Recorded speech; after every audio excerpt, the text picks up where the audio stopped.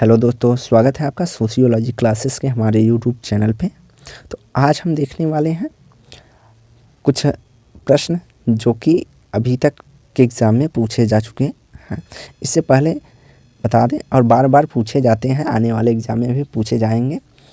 तो इससे पहले आपको एक ज़रूरी सूचना दे रहे हैं कि अगर आप लाइव क्विज करना चाहते हैं तो आप हमारे टेलीग्राम चैनल पर जुड़ सकते हैं, जिसका लिंक इस वीडियो के डिस्क्रिप्शन बॉक्स में प्रोवाइड कराया जाएगा। अगर आपको लिंक नहीं मिलता है तो आप @राजपूत सनी करके सर्च करेंगे तो हमारा यूट्यूब चैनल आपको मिल जाएगा, जिस पे 9 AM और 9 PM पर डेली लाइव क्विज अटेंड होता है। तो आइए देखते हैं आज का पहला प्रश्न। आज का पहला प्रश्न है, भारत में पिछड़ा वर्ग आयोग के प्रथम सभापति कौन थे? BP मंडल, BR अम्बेडकर, काका कालकर या MK गांधी? तो काका कालकर की अध्यक्षता में राष्ट्रपति के द्वारा 29 जनवरी 1953 को एक आयोग की नियुक्ति की गई। कब? 1953 में।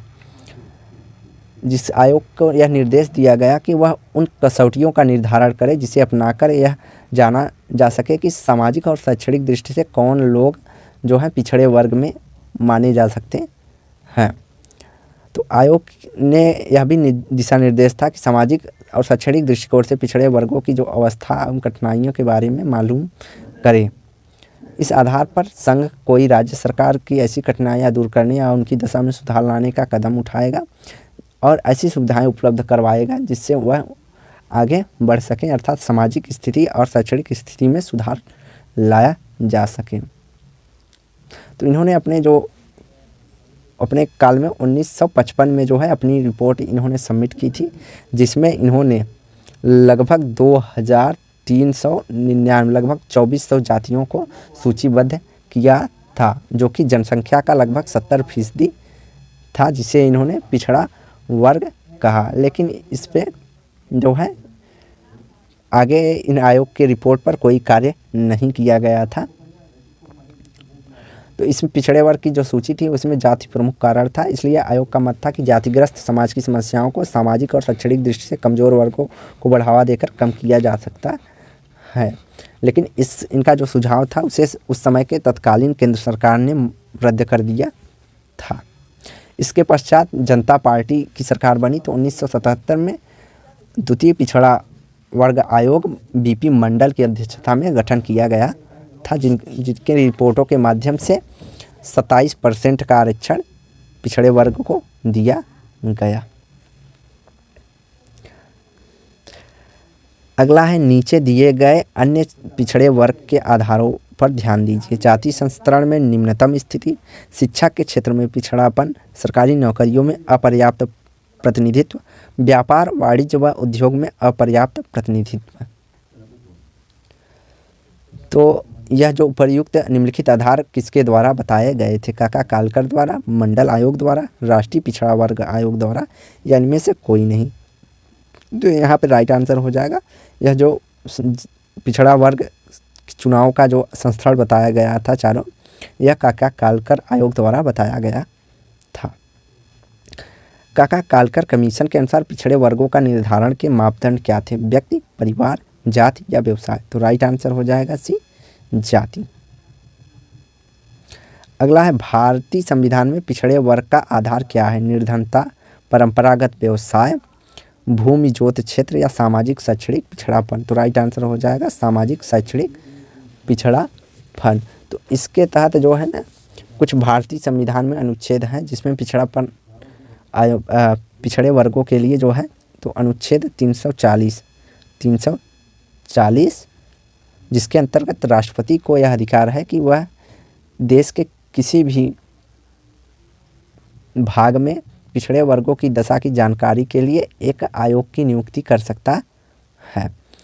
इसके अलावा है अनुच्छेद 15(4) और 16 के अंतर्गत जो राज्य सरकारें और आयोग नियुक्त करने के पिछड़ी जातियों की आर्थिक और शैक्षणिक समस्याओं की जानकारी ले सकती हैं, और इसी के तहत इन्हें समानता का अधिकार भी दिया जाता है।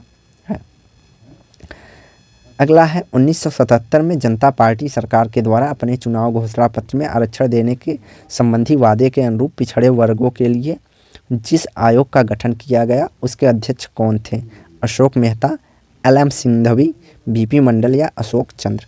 तो राइट आंसर जो हो जाएगा BP मंडल। तो BP मंडल का जो गठन या कमीशन किया गया था वह 77 के चुनाव में वादा किया गया था और इसका गठन जो है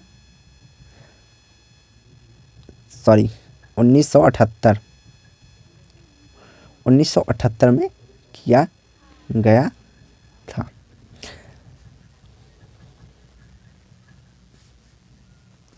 और उस समय कौन थे? मोरजी देसाई सरकार थे जिन्होंने उस समय के प्रधानमंत्री थे।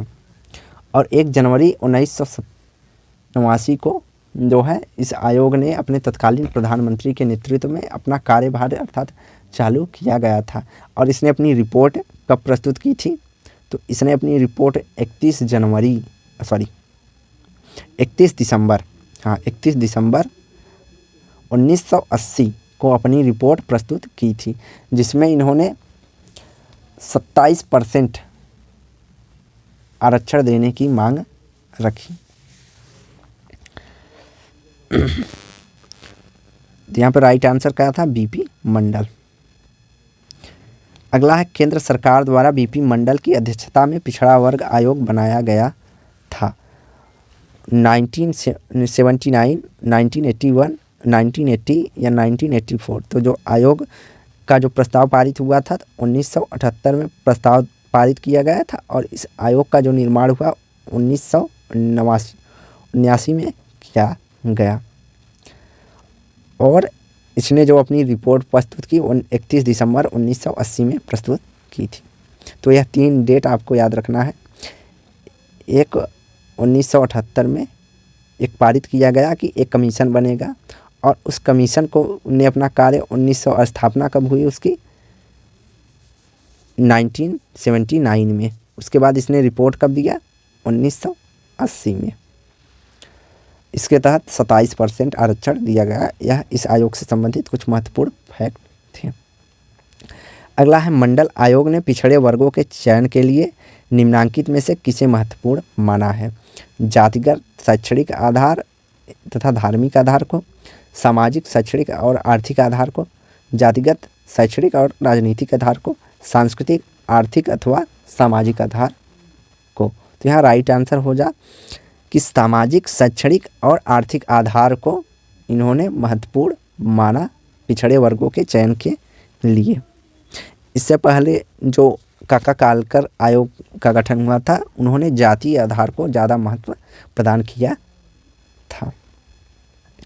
अगला है सरकारी सेवा में पिछड़े वर्गों के लिए स्थानों के आरक्षण का कितना प्रतिशत है?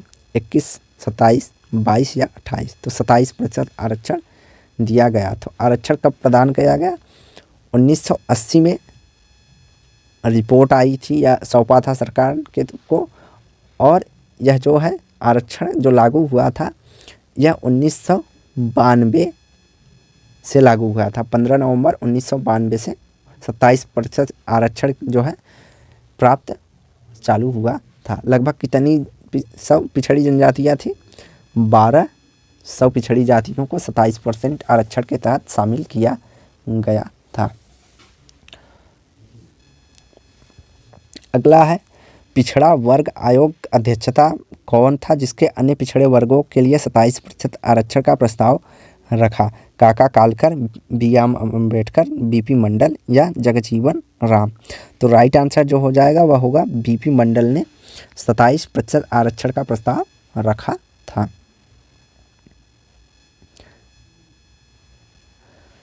अगला है पिछड़े वर्ग की समस्याओं के निदान के लिए सबसे अधिक पहल है सामाजिक नीति निर्माताओं की, जगत गुरु शंकराचार्य की, नेल्सन मंडेला की या व्यापारियों की। तो राइट आंसर जो होगा वह ए होगा सामाजिक नीति निर्माताओं जैसे भीमराव अंबेडकर आदि जो थे या पिछड़े वर्ग की समस्याओं के निदान के लिए सबसे अधिक महत्व थी। तो यहाँ पे भीमराव अंबेडकर नहीं, सॉरी, जो आयोग बनाए गए थे वह सामाजिक नीति निर्माताओं के लिए, वह पिछड़े वर्ग के समस्याओं के निदान के लिए आवश्यक थे। और दलितों की जहाँ चर्चा की जाए तो वहाँ पर भीमराव अंबेडकर का नाम प्रमुखता रूप से लिया जाता है। अगला है भारतीय इतिहास के किस युग को स्त्री जाति के लिए काला युग कहा जाता है? वैदिक युग, उत्तर वैदिक युग, मध्यकाल या आधुनिक काल? तो राइट आंसर जो हो जाएगा मध्यकाल। मध्यकाल का समय जो था 16वीं शताब्दी से 18वीं शताब्दी तक माना जाता है।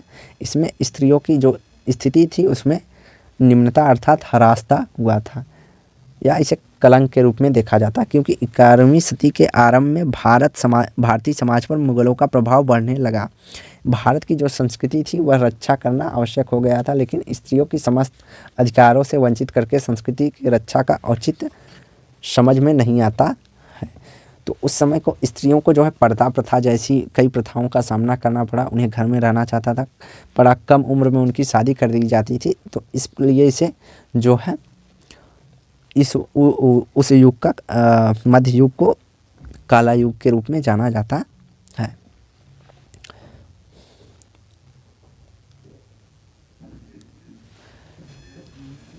तो इसी समय में जो है पर्दा प्रथा, सती प्रथा, विधवा पुनर्विवाह निषेध, स्त्रियों को शिक्षा से वंचित, लड़कियों को संपत्ति के उत्तराधिकार से वंचित आदि जैसी समस्याएं उत्पन्न हुई थी। अगला है भारत में स्त्रियों की परिस्थिति से संबंधित निम्नांकित में से सही कथन का चयन कीजिए। स्त्री शिक्षा तथा स्त्रियों की सामाजिक परिस्थिति के बीच एक सकारात्मक सहसंबंध था। दूसरा है 1982 में राष्ट्रीय महिला आयोग की स्थापना की गई। तीसरा यहाँ पे दिया इस्लाम दर्शन स्त्रियों की आर्थिक स्वतंत्रता के सबसे अधिक महत्व देता है, और जनजातियों में पितृसत्तात्मक परिवार के बढ़ने के कारण स्त्रियों की स्वतंत्रता बढ़ती जा रही है। तो यहाँ पे राइट आंसर जो हो जाएगा वह होगा कि अगर स्त्री जब शिक्षित रहेगी तो उनकी सामाजिक स्थिति के बीच अपने आप सुधार होगा, तो उनके बीच संबंध पाया जाता है, जबकि यह तीनों कथन असत्य है। अगला प्रश्न है घरेलू हिंसा महिलाओं की सुरक्षा अधिनियम किस वर्ष पारित किया गया? 2003 में, 2005 में, 2007 में या 2009 में? तो राइट आंसर हो जाएगा यहाँ पर बी 2005 में घरेलू हिंसा से महिलाओं की सुरक्षा अधिनियम को पारित किया गया, जो जम्मू कश्मीर को छोड़कर संपूर्ण भारत में लागू था। यह लागू कब हुआ? तो यह लागू 26 अक्टूबर 2016 से लागू हुआ। पारित कब हुआ था? 5 में, और लागू कब हुआ था? 26 अक्टूबर 2016 को। इसके तहत यह कानून था कि महिलाओं को घरेलू हिंसा से बचाना। महिलाओं को अगर कोई ताने देता है, उत्पीड़न करता है, गाली करता है, अपमान करता है, उसकी मर्जी के बिना यौन संबंध बनाता है या जबरन शादी के लिए बाध्य करता है, तो यह सब जो है इस अधिनियम के तहत हिंसा के रूप में शामिल किया जाता है। इसके अलावा लेटेस्ट जो है कि कार्यस्थल पर महिलाओं का उत्पीड़न जो है 2013 में एक्ट आया है। यह लेटेस्ट एक्ट महिलाओं से संबंधित है, जो कि पूछा जा सकता है। अगला है घरेलू हिंसा के विरुद्ध सर्वाधिक आवश्यकता है संगठित प्रयास का, कानून का, घरेलू हिंसा अधिनियम 2005 की जागरूकता का या समझदारी का?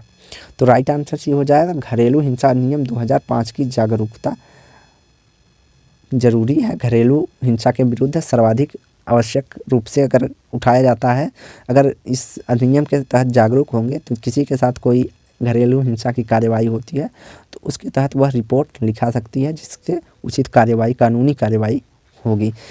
तो गांव देश में इस कानून के बारे में कई लोग नहीं जानते हैं या अभाव है जागरूकता की, जिस कारण से महिलाएं जो है घरेलू हिंसा को अपनी किस्मत में समझकर बर्दाश्त करती चली जा रही हैं। अगला है भारत में वर्तमान महिलाओं की जीवित रहने की औसत आयु क्या है? 69.6 वर्ष, 67.3 वर्ष, 63.9 वर्ष या 62.3 वर्ष? तो जो इसका राइट आंसर हो जाएगा वह होगा ए 69.6 वर्ष जो है महिलाओं की औसत आयु के रूप में अनुमानित किया जाता है। अगला है स्वतंत्रता प्राप्ति के पश्चात महिलाओं की सामाजिक स्थिति में सुधार हुआ है। भारत में महिलाओं की शिक्षा में वृद्धि हुई है। क सही है परंतु ख गलत है, क गलत है परंतु ख सही है, क ख दोनों सही है। ख का वास्तव में क की उपयुक्त व्याख्या नहीं करता।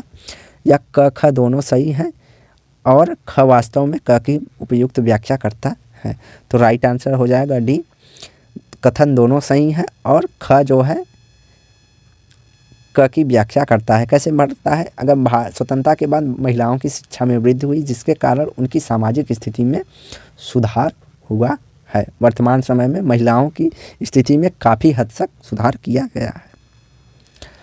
अगला है, निम्नलिखित में से कौन सा कारण है जो महिलाओं की भारत में निम्न स्थिति के लिए उत्तरदायी है? संयुक्त परिवार, बाल विवाह, महिला शिक्षा या पुरुषों के पर आर्थिक निर्भरता। तो यहाँ पर राइट आंसर हो जाएगा कौन सा उत्तरदायी नहीं है। तो महिला शिक्षा जो है उत्तरदायी नहीं है महिलाओं की निम्न स्थिति के कारण। इसके अलावा जो है संयुक्त परिवार, बाल विवाह, पुरुषों पर आर्थिक निर्भरता महिलाओं की निम्न परिस्थिति के प्रमुख रूप से उत्तरदायी माने जाते हैं, जबकि महिला शिक्षा महिलाओं के उत्थान में महत्वपूर्ण भूमिका निभाता है। तो आज की वीडियो यहीं समाप्त करते हैं। वीडियो को लाइक एंड शेयर करें, चैनल को सब्सक्राइब करें। धन्यवाद।